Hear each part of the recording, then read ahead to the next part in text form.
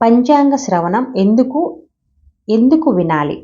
తిథి, వారం, నక్షత్రం, యోగం, కర్ణములనే 5 అంగాలు కలిగిన కాలజ్ఞానాన్నే పంచాంగం అంటారు. ఒకప్పుడు ఈ పంచాంగం అందరికీ అందుబాటులో ఉండేది కాదు. ఉన్నా దాన్ని ఎలా చూసుకోవాలో ఎవరికీ తెలియదు. అందుకని గ్రామంలోని పురోహితుల వద్దకు ఊరి జనమంతా చేరేవారు. గ్రహస్థితులను బట్టి ఒక్కో రాశి వారి స్థితిగతులు ఎలా ఉంటాయో పురోహితులు వివరించేవారు. అయితే వ్యక్తిగతమైన జాతకాన్ని వివరించడంతో పంచాంగం ముగిసిపోదు. మనకి వచ్చే ఏడాది వర్షాలు ఎలా పడతాయి, పంటలు ఎలా పండుతాయి, దేశంలోని రాజకీయ పరిస్థితులు ఎలా ఉంటాయి, శుభకార్యాలకు అనువైన సమయం ఏమిటి, ఈసారి అధిక మాసం ఎప్పుడు వచ్చింది, ఇలాంటి సవాలక్ష విశేషాలతో నిండి ఉంటుంది పంచాంగం. అలా పంచాంగం వ్యవసాయం, రాజకీయం, సామాజిక, ఆధ్యాత్మిక రంగాలన్నింటినీ ప్రతిబింబించేలా ఉంటుంది. పైగా పంచాంగ శ్రవణంలో అందరూ ఒక చోటకి చేరటం ఒక గొప్ప సామాజిక ఉత్సవం.